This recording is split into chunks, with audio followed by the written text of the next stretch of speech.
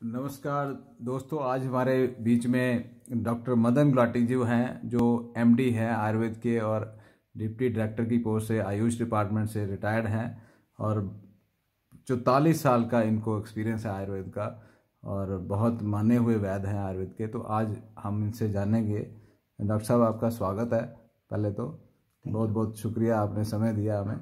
तो आजकल जो ये महामारी फैली हुई है, इसमें आयुर्वेद का क्या व्यू है, क्या कंसेप्ट है आयुर्वेद का, कुछ हमारे दर्शकों को बताइए। देखो, आजकल ये जो कोरोना वायरस करके एक डिजीज जो चली हुई है और इसको महामारी कहेंगे, है ना। आयुर्वेद के ग्रंथों में बड़ा ही क्लियर कट एक जिक्र आता है कि जनपदोध्वंस, एक चैप्टर है कि जब जो जनपद का उध्वंस होता है, जब हमारे पाप कर्म बहुत बढ़ जाते हैं, जब भी मतलब किसी भी फॉर्म में, तो जब करप्शन लेवल बढ़ जाते हैं, पाप कर्म बढ़ जाते हैं और जब बिल्कुल तामसिक वातावरण हो जाता है, तो जनपद का उध्वंस होने की प्रकृति भी जो है ना फिर वो हिल जाती है। तो हमारे आयुर्वेद के ग्रंथों में जनपद उध्वंस का बड़ा अच्छा विवरण दिया हुआ है। तो जहां तक ये जो संक्रामक रोग है, ये मैं एक तो कहूंगा कि संक्रामक, एक से दूसरे को फैलने वाला, बहुत तेजी से कॉन्टेजियस डिजीज कहते हैं। तो आयुर्वेद में एक बड़ा सुंदर सूत्र दिया है चरक अपने सुश्रुत ने। सबसे पहले उसने विधान दिया था कि संक्रामक रोग क्या होते हैं। सबसे पहला कंसेप्ट अगर हमें मिलता है तो वो हमें मिलता है सुश्रुत के ग्रंथ में। उसमें उन्होंने क्लियर कहा है कि प्रसंगात गात्र संस्पर्शात निश्वासात स भोजनात् सदृशय्या आसंच एव वस्त्रमाला अनुलेपनात् कुष्ठम ज्वर शोषश्चा नेत्र अभिषंद एव च उपसर्गिक रोगश्च संक्रमन्ति नरः। इसी लाइन के ऊपर चरक ने भी कहा दानास, है ना, उसमें भी लिखा है कि भी जो है ऐसे रोग नेत्र विषाण देवचा दानात नहीं, जो आपने संस्कृत में श्लोक बोला सुश्रुत संहिता का, उसका क्या मतलब? उसका मतलब प्रसंग करने, प्रसंग मैंने किसी का संग तो समझते हैं ना, किसी के साथ मतलब मिलान करना, हक करना किसी को ना। संगात गात्र मैंने हक करना, गात्र मैंने नेक के पोर्शन को हक करना। गात्र संस्पर्शात निश्वासात, एक का सांस दूसरे में, जैसे कि हम ड्रॉपलेट इन्फेक्शन कहते हैं, जिसके लिए आज हम मास्क लगा रहे हैं, सारा प्रचार किया जाए, बिल्कुल ठीक है ये, क्योंकि इससे हमें क्या है कि उसमें हमें एक का सांस दूसरे में ना मिले। गात्र संस्पर्शात निश्वासात स भोजनात्, इकट्ठे खाना खाने से, सदृशय्या, एक ही खाने में थाली में खाना खाएंगे, जूठन खाएंगे तो बीमारी फैलती है ना। तो वो क्या है, जैसे बिल्कुल वो नहीं करना चाहिए। आयुर्वेद में क्या लिखा है, प्रसंगात गात्र संस्पर्शात निश्वासात स भोजनात् सदृशय्या आसन चाहे, एक ही शैया पे सोने से, सदृशय्या आसन चाहे, आसन भी इकट्ठे एक जैसे शेयर करने से, बेड शेयर करना साथ साथ, यानी उनके ऊपर नहीं, जैसे कार के ऊपर एक सीट पे बैठा, दूसरा उसके ऊपर आके बैठेगा तो इन्फेक्शियस डिजीज होएंगी, है ना। गात्र निश्वासा से भोजन सदृश या आसन चाहे वस्त्र माला, वस्त्र भी किसी से शेयर करना। वस्त्र कोई आपका कोई कपड़ा है, तौलिया है, दूसरा शेयर करता है। माला अनुलेपनाथ से हमारा तात्पर्य यहाँ के आज के युग में टेलीफोन भी किसी से मोबाइल शेयर करते हैं, तो ये भी एक हमारा एक दूसरे से, क्योंकि माला है तो आजकल कोई धारण नहीं करता, आजकल की तो माला हर के हाथ में मोबाइल फोन है, तो मोबाइल भी अगर आपने शेयर किया तो वो भी आपके लिए संक्रामक रोगों का कारण होगा। तो आयुर्वेद में लिखा है वस्त्र माला अनुलेपनात्, अनुलेपन जो लेप किसी का पाउडर क्रीम सुर्खी वगैरह लगा लेते हैं आप, उसके ब्रश यूज करते हैं, तो वो भी आपको इन्फेक्शन देगा किसी की चीज।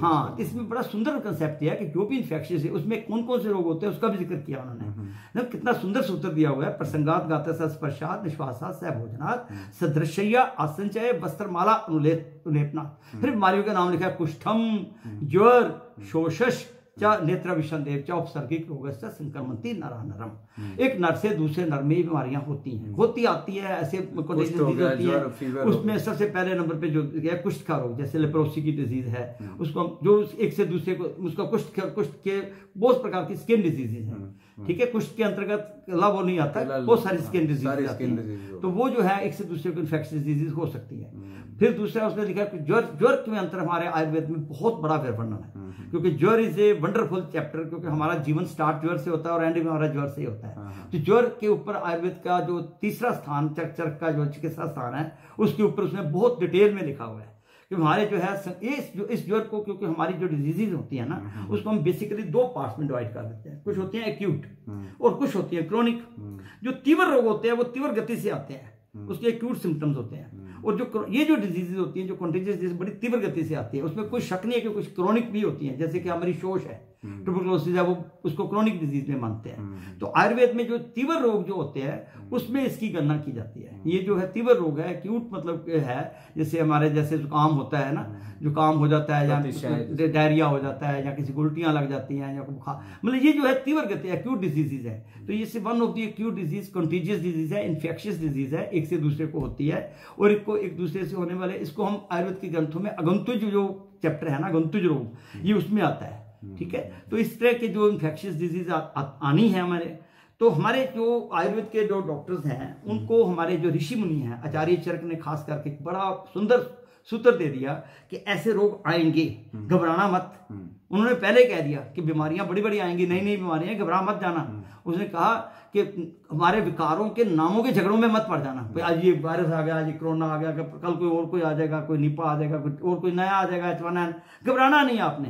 क्या लिखा उसने आयुर्वेद के ग्रंथ में, क्या लिखा है 18वें अध्याय के 22वां श्लोक है शायद, उसमें सूत्र स्थान के चरक ने क्या सुंदर सूत्र दिया, विकार नाम अकुशलम न जिर्हात कदाचिन ना ही सर्व विकारा नाम तो अस्थि ध्रुवा स्थिति तस्माद विकार प्रकृति अधिष्ठान अंतराणिचा समुत्थान विशेषा बुधवा कर्म समाज से ज्ञान बुद्धि प्रदीपेन योनाविष्टि योगीवत अत्र संतर आत्मा नाम नासारो स्थिति। कितना सुंदर सूत्र दिया चरक ने। चरक ने कहा कि विकारों के नामों के झगड़ों में मत पड़ जाना। आपने चिकित्सा करनी है, पेशेंट आया आपके पास, उसको उसके जो सिम्टम देखो, क्या है उसको, उसकी प्रकृति देखो, वातिक है, पैथिक है, कफज है। तस्माद विकार प्रकृति अधिष्ठान, कहां से उसका ओरिजिन हो रहा है, ओरिजिन कहां से हो रहा है, कैसे उसके कुछ सिस्टम को टच कर रहा है, रेस्पिरेटरी सिस्टम को कर रहा है, पेट के सिम्टम है, क्या है उसका अधिष्ठान अंतराणिचा समुत्थान निश्चित, सारे उसके कारणों को समझ करके फिर चिकित्सा की आपने। हर पेशेंट की चिकित्सा आपको उसके accordingly, according to his symptoms, according to इसकी कितनी उसकी इंटेंसिटी है उसकी डिजीज की, सभी बातों को ध्यान में रख करके उसका तुलना फिर उसकी चिकित्सा करनी है आपने। तो हमारे तो आयुर्वेद में जो एक आयुर्वेद के लिए कोई नई चीज नहीं है, क्योंकि आयुर्वेद में तो पहले ही कहा कि बहुत सारी बीमारियां, हमें बहुत सारी ऐसी बीमारियां आते हैं पेशेंट्स हमारे पास जिनको हमने कभी नाम नहीं सुने होते। हम अपने वात पित्त कफ के हिसाब से देखते हैं कि इसमें वातिक, मैं जहां तक समझता हूं कि इसके जैसे इस रोग के सिम्टम्स हैं, जैसे इसमें बुखार होता है, खांसी होती है, तो ये सारे जो सिम्टम्स हैं, और ये खास करके इस ऋतु में आया, जैसे हमारे ऋतुओं का भारी वर्णन दिया हुआ है, ऋतु परिवर्तन में डिजीज वायरस के अटैक्स होते हैं। जब भी ऋतु परिवर्तन, अब जैसे हमारे लिखा है हेमंते निश्ते श्लेष्मा वसंते कफ रोगकृत, अब ये वसंत ऋतु चल रही है तो कफ का प्रकोप काल है, और ये वात कफज रोग है। ये वात श्लेष्मिक वात उल्वण, वात श्लेष्मिक उल्वण, पित्त का रोग, पित्त तो ज्वर तो होगा तो पित्त होगा ही होगा। तो ये त्रिदोषज रोग है, इसमें कुछ वातिक सिम्टम्स है, सन्निपातज रोग है, त्रिदोषज है, वात पित्त उल्वण, वात कफ उल्वण, सन्निपात है ना, ये इसमें वात और कफ की चिकित्सा करनी पड़ेगी हमें। वात और कफ दोष की चिकित्सा करेंगे, पित्त का ध्यान रखेंगे, पित्त को भी हमने कंट्रोल में, क्योंकि टेम्परेचर तो साथ में होगा ही, तो पित्त का ध्यान रखना है, पित्त को का ध्यान रख। मेन हमारा अटैक किसके होगा, वात और कफ के ऊपर। तो वात और कफ की चिकित्सा जब हम करेंगे तो हमें इस कामयाबी मिलेगी। आज हम जो इसमें जो दिखा है, मेरे पास बहुत सारे ऐसे पेशेंट्स, जैसे अभी हमारे रिसेंट केस है, हमारे रियल मेरे भाभी जी, शी इज इन स्विट्जरलैंड, नीलम गुराटी उनका नाम है, शी इज इन स्विट्जरलैंड, और उनको कोरोना पॉजिटिव निकल आया। मुझे फोन आया कि भाई इस तरह से मदन मुझे इस तरह की प्रॉब्लम हुई है। तो मैं कहा भाभी जी घबराना नहीं है, ये तो कागज का शेर है, घबराते क्यों। पहले तो उनका मैंने बूस्टर दिया उनको कि मनोबल स्ट्रॉन्ग करो, इट्स नथिंग, ये कुछ नई चीज नहीं है। उनकी 74 की एज है, एंड शी और भी कई बीमारियां हैं उनको हाइपरटेंशन भी थी, उनको रूमेटॉइड आर्थराइटिस की वो मेथोट्रोक्सेट वगैरह ऐसी जो इम्यूनिटी को कम करने वाली कुछ ड्रग्स हैं वो भी ले रहे थे, काफी कुछ थे। मैंने कहा भाई इस टाइम पे आपकी एक तो इम्यूनिटी का ध्यान रखना पड़ेगा, अगर आपको कोई इम्यूनिटी को कम करने वाली कोई दवाई लेते हैं तो उसको तो मत लीजिए। इस टाइम पे आपकी अपनी इम्यूनिटी को बढ़ाइए, आप अपने घर किचन में ही जो चीजें आपके पास पड़ी हैं, क्योंकि आपको जो सिम्टम्स उन्होंने मुझे बताया, मैंने उनसे डिटेल में शेयर किया कि जिस तरह से बुखार भी है, मैंने कहा बुखार तो मेंटेन करना पड़ेगा। बुखार में तो ये कोई बुखार हमारे आयुर्वेद में तो लिखा है कि ज्वर को तो रखना ही है, तो वो क्वारंटाइन में भी रहे, हाँ, और बिल्कुल अलग रहना है किसी के साथ, क्योंकि इन्फेक्शियस डिजीज है तो आपको दूसरों के संपर्क में नहीं आना, संपर्क में नहीं आना तो इट्स वेरी इंपॉर्टेंट। तो मैंने उनको कह दिया भाई आप अपने प्रोटेक्ट करो, और आपको जो कोई भी बुखार, कोई जुकाम, हम ये थोड़ा कहें कि जुकाम को जुकाम है तो दूसरों के वहां जाओ, तो हम तो मना ही करते हैं। तो जब कभी छोटा मोटा जुकाम भी होता है तो मैंने उनको यही कहा कि भाई आपने क्या करना है कि इस टाइम पे आपको एक बात मैं बताता हूँ, आप अपने किचन में आपके पास गर्म पानी है, गर्म पानी आप रेगुलर पियो, पानी कम ना होने देना, टेम्परेचर को मेंटेन करना है हमने 3 दिन। और उसके साथ साथ जो आपको जो चिकित्सा मैं बता रहा हूँ कि उसमें आपने अपनी विटामिन सी की मात्रा बढ़ानी, चाहे टमाटर खाओ चाहे संतरे खाओ, कुछ उसको ना कम करना, सलाद सलूद खा लेना, कोई भी, हाँ आंवला नहीं मिलता वहां पे मैंने नारियल की बात की तो वो नहीं मिलता, कई चीजें वहां नहीं मिलती। मैंने कहा जो भी आपकी किचन में कोई फल फ्रूट जो कि आप कच्चे है उसका जूस वगैरह लेकर के वो यूज करना है, ताजा, पैकेट वाला मत लेना, उससे हमारा उसमें कोई केमिकल्स होते हैं। तो आपने ये चीजें कोशिश करनी है कि आपने जो हमारी अपने गर्म पानी लेना है और साथ में जो है मैंने उनको बोला था कि हल्दी का प्रयोग करना है। हल्दी आयुर्वेद में हमारी बहुत टॉप की मेडिसिन हम इन्फेक्शियस डिजीज के लिए मानते हैं, इनको एंटीसेप्टिक मानते हैं हम। तो वो जो ड्रग है हमारी हल्दी जो है, जिसको हम बेस्ट एंटी एलर्जी एंटीहिस्टामिन, उसको हाँ उसको पित्त के, क्योंकि मैंने वात और कफ के पॉइंट से सोचा था। और हमारी जो है काली मिर्च का सेवन करना है, काली मिर्च से वंडरफुल। फिर मैंने दालचीनी बताई, फिर उनको मैंने बताया कि आपने गुड़ लेना है साथ में, पित्त को भी, क्योंकि उससे बिल्कुल बहुत गर्मी ना हो जाए तो पित्त को बैलेंस करना है आपने। तो उस दालचीनी का प्रयोग भी करवाया, ठीक है, दालचीनी बहुत। फिर मैंने कहा मुंह में थोड़ी देर के लिए लौंग भी रख सकते हो। तो जो भी आपके पास चीजें, दालचीनी, छोटी इलायची है, मुलट्ठी, मतलब वो चीजें वहां सारी नहीं थी, उनकी किचन में जो अवेलेबल थी वो तो हम यहाँ पे तो कर सकते हैं, परंतु वहां पे जो हमने उनको जो बताया गया था तो उन्होंने उसको स्ट्रिक्टली फॉलो किया। और मुझे बड़ी खुशी से मैं कह सकता हूँ कि वो उन्होंने अपना जो है उसको जीता है ना। हालांकि 74 ईयर्स और 4 बीमारियां भी थी, उन्होंने अपने आप को आयुर्वेदिक प्रिंसिपल्स पे, आयुर्वेदिक जो हमने होम रेमेडीज उनको बताई उससे उन्होंने अपने आप को क्योर कर दिया। तो बड़ी खुशी की बात, आज उनकी पेपर में न्यूज भी आई है, जलंधर से अभी किसी पेपर ने वो दी है, तो वो आप उसको हाईलाइट कर सकते हैं बड़े आराम से, क्योंकि उन्होंने अपनी सारी हिस्ट्री दी है उसकी, किसी उन्होंने पूरी इंटरव्यू ली। तो मैं तो ये कहता हूँ कि मेरा कोई इसमें वो नहीं है, मैं तो आयुर्वेद को क्रेडिट देता हूँ, आयुर्वेद की होम रेमेडीज को देता हूँ और उनके मनोबल को क्रेडिट देता हूँ, क्योंकि शी इज वेरी बोल्ड। उन्होंने अपने आप को, मतलब अपने मन को वो नहीं किया, क्योंकि हमारे राधा स्वामी उनके साथ जुड़े हुए हैं, सच्चे सुच्चे जुड़े हुए हैं। तो उनको उस परम शक्ति के साथ जब उसको ऊपर से मिल जाती है ना, जब उनको वो कहते हैं घर में करूं क्या मैं, तो मैं कहा अब तो मौका मिला आपको, ले आप उस शक्ति के साथ जुड़ो, नाम उसके साथ जुड़ने का समय है। आजकल जैसे पूरे इंडिया में लॉकडाउन है, 14 दिन का समय है, तो बड़ा गोल्डन टाइम मिला हुआ है, ये तो बहुत गोल्डन टाइम मिला है हमारे को। पोएम याद आ रही है कि व्हाट ए टाइम, है ना, full of care, we have no time to stand and stare, no time to see the beauty's glass, no time to see how she can dance।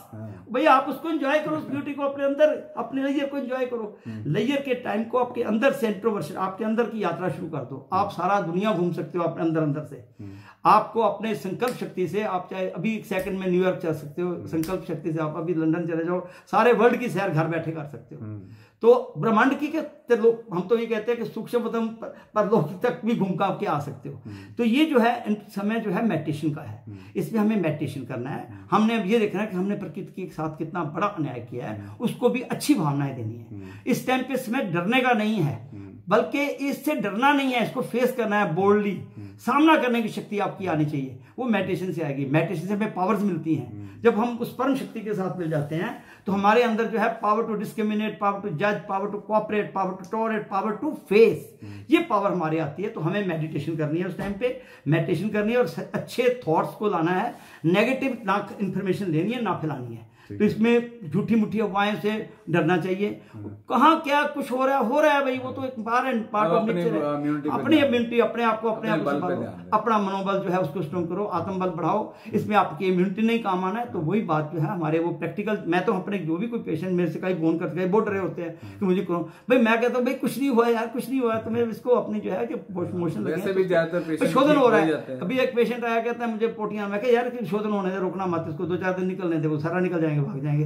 तो उसको जो है ऐसे वो जो सिम्टम्स को एकदम से दबाना नहीं होता। हमें आयुर्वेद के जो प्रिंसिपल्स हैं उसी के ऊपर काम करेंगे हम। उसके हम की जो भी है ना पेशेंट, उसकी हमें प्रकृति को ध्यान में रख के, दोषों को ध्यान में रख के आयुर्वेद की चिकित्सा करनी होती है। आयुर्वेद के जो ग्रंथों में जो बातें कही गई हैं, हमें स्ट्रिक्टली उसी के हिसाब से इसको ट्रीट करना होगा। इसमें डॉक्टर साहब कोई होम रेमेडीज इन जनरल घर में बैठे जो, देखो मैं तो ये समझता हूँ कि अगर अपने प्रोटेक्शन करने के लिए सबसे अच्छा गर्म पानी। देखो आयुर्वेद के ग्रंथों में बड़ा सुंदर लिखा हुआ है गर्म पानी के बारे में, सूत्र बताता हूँ।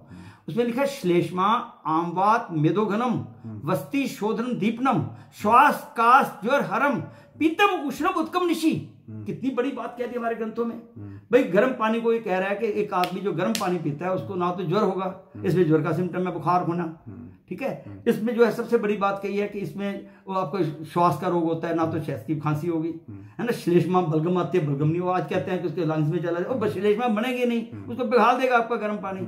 आप 15 आधे घंटे बाद थोड़ा गर्म पानी पियो। विटामिन सी को मेंटेन करने के लिए नींबू पानी ले लो, थोड़ा गर्म पानी में नींबू ले लो, थोड़ा दाना शहद डाल लो, गुड़ डाल लो, आंवला ले लो, यहाँ तो आपको संतरे भी मिल सकते हैं, उसका भी सेवन बीच बीच में। विटामिन सी की गोलियां तो मैं नहीं रिकमेंड करूंगा, पर मैं उसके जूसेस वगैरह जो है वो रिकमेंड करूँ। फल जो है ताजे फल, जैसे अमरूद है आपका, उसका सेवन करें, सेब है उसमें भी है, इवन आम आ जाएंगे अब आम खाना, तो सब में विटामिन सी अपनी मेंटेन करनी है, विटामिन डी को मेंटेन करना है, B12 को मेंटेन करना है। ये जो हमारे सारे जो बॉडी की विटैलिटी को बढ़ाने वाले, जिसको हम बल्ले औषधियां कहते हैं, उनका सेवन करें। हमारा बलारिष्ट है, हमारा अश्वगंधा है, गिलोय है ना, इन चीजों, शतावरी है, इनका सेवन करें, च्यवनप्राश खाएं, कोई भी अच्छा प्राणायाम करें, जिंक की प्रेपरेशन जैसे संत मालती रस है, उसमें खरपर का योग है, उसकी बड़ी महारस और माक्षिक भस्म है, इस तरह की जो औषधियां आयुर्वेद में बताई गई हैं उसको हम प्रयोग करते हैं, तो उसमें हमें इसमें हमारा जो अंदर की शक्ति है उसको बढ़ाना है। और आयुर्वेद में जो सूत्र दिया है ना, सबसे पहली बात तो ये है कि ये जब कोई एक्यूट डिजीज होती है ना, तो आयुर्वेद एक पशुओं को देख लीजिए आप, वो भूखा हो जाएगा, गाय भैंस को बुखार होता है तो खाने की कुछ नहीं, तो आयुर्वेद में कहा लंगनम परम औषधम।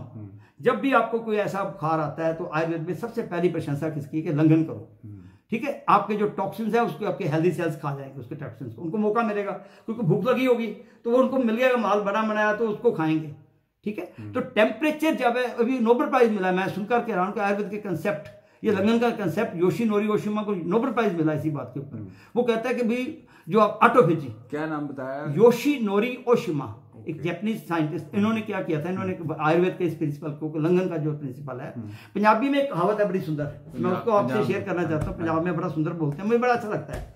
जर मैंने होता है बुखार, जर जुकाम प्रोना, प्रोना मैंने गेस्ट, जर मैंने बुखार, जर जुकाम मैंने इन्फ्लुएंजा वायरस जुकाम जिन्होंने प्रतिशाय कहने आयुर्वेदिक, जर जुकाम जिन्होंने रेनाइटिस कह दो, जो भी जुकाम कहने इन्फ्लुएंजा कह दो, जुकाम और प्रोना, जर जुकाम प्रोना 3 दिन भुखे रखो, वो दोबारा वापस नहीं होना, वो नहीं वापस आऊगा फिर जे तुम जर बुखार हो गए, हाँ, तो फिर तुम 3 दिन अपने आप भुखा रखो, जूस जास पियो, फल फ्रूट खाओ, इम्यूनिटी बताओ, अच्छे फल फ्रूट खाओ, और एक पैक फूड को ना करो, मतलब ऐसे चीजें खाओ जो कोई आयुर्वेद का कोई ऑयल प्लांट बेस्ड, हाँ, ऑयल भी ਅਸੀਂ कहने कि आयुर्वेद से नशा करने का बहुत प्रयोग किया, प्रतिमर्श नशा कहने से कि भोजन पहला भी बाद 2-3 बारी जिन्नी बारी तुम हाथ धोते हो ना, उस तो हाँ, जिस वेले भी हाथ साफ करते हैं, वॉश करते हैं ना, देखो इसको तो आयुर्वेद में तो बहुत हमारे, देखो हमारी संस्कृति कितनी अच्छी है, हम दूर से ही कहते हैं कि नमस्ते करो, ठीक है ना, इट्स वंडरफुल,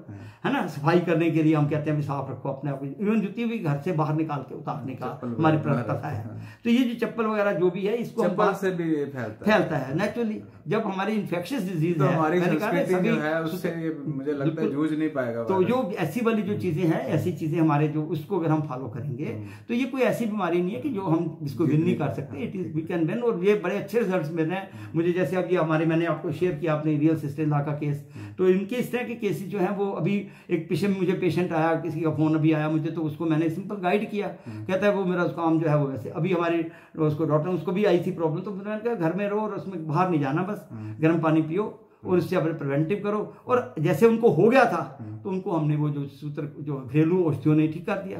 और इसमें कोई पर्टिकुलर आयुर्वेद की औषधियां कोई और भी हैं, जैसे कोई स्पेसिफिक जो हम नहीं, अगर हमारे पास कोई सचमुच उसकी इंटेंसिटी, हमारे पास आयुर्वेद, क्योंकि मैं आयुष डिपार्टमेंट बहुत अच्छी प्रोटोकॉल बना के दी है, मैं उसके लिए हमारे जो प्रधानमंत्री जी हैं उनको भी मैं इसके लिए बधाई दूंगा कि उन्होंने इसको आयुष को आगे लाने के लिए प्रयास कर रहे हैं, और आयुष डिपार्टमेंट ने उनको अच्छी प्रोटोकॉल दी है, उसको इम्प्लीमेंट करें और इनको मौका दें आयुष डॉक्टर्स को कि भाई ये जो है अगर कोई सीवियर केस भी आता है तो उसको भी उनको मौका मिलना चाहिए, मेडिसिन बिल्कुल उनको देना चाहिए चांस कि उसमें जैसे हमारे पास कोई ज्यादा, जैसे हम कहते हैं 97% अगर है इंडोर हॉस्पिटल में अगर आयुष डॉक्टर जो हैं वो उसमें फिर हमारी जो औषधियां हैं जो उसको हम जब इसको त्रिदोषित डोजेज के लिए हमें स्वर्ण के योग है न रोगाणाम न दोषाणाम न दुष्याणाम परीक्षणाम न देशस्य न कालस्य कार्यम दृष्ट की स्थिति।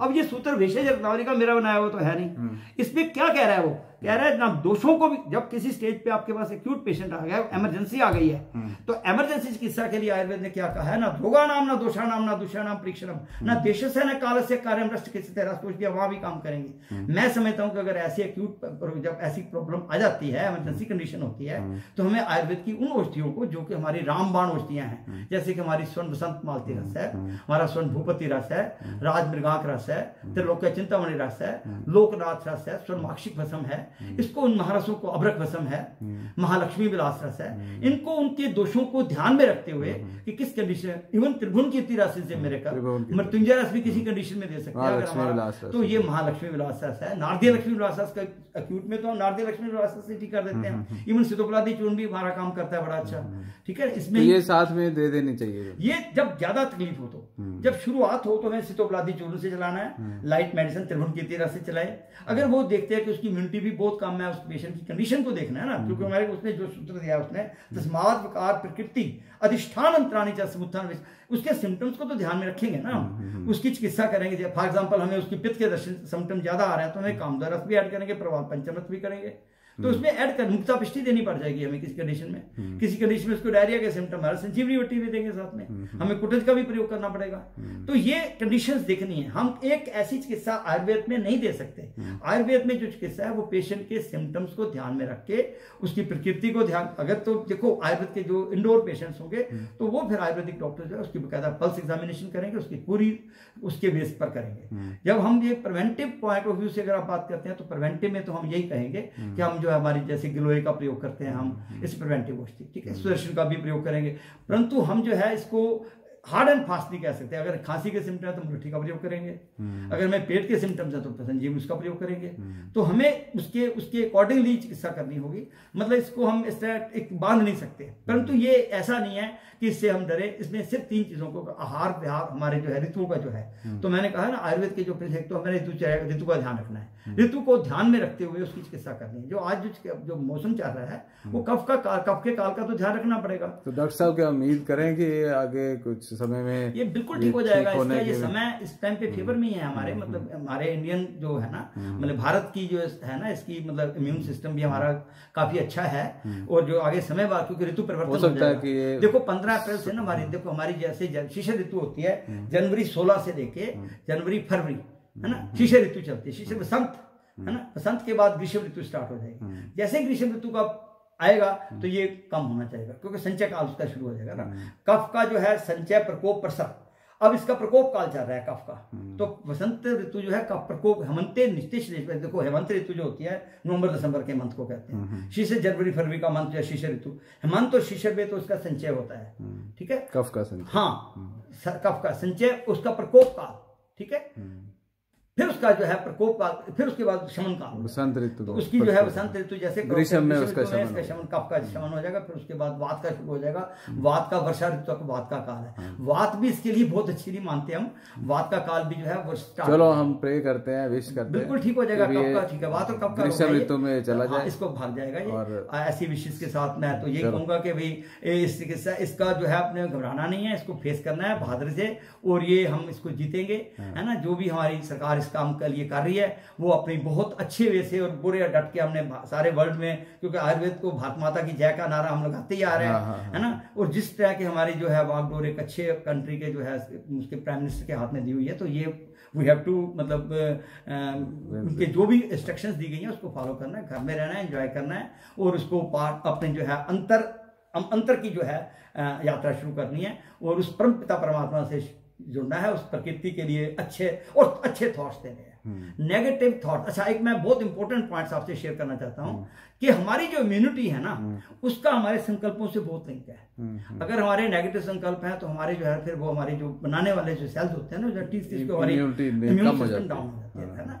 तो इसलिए हमें जो है अपने आप को बड़ा पॉजिटिव रखना है, पॉजिटिव एनर्जी फैलानी है, और पॉजिटिविटी में जिएंगे तो हम इसको बड़े आराम से इसको जीत जाएंगे। बहुत बहुत शुक्रिया डॉक्टर साहब, आपने बहुत अच्छा ज्ञान दिया आज हमें, बहुत बहुत धन्यवाद आपका। Thank you.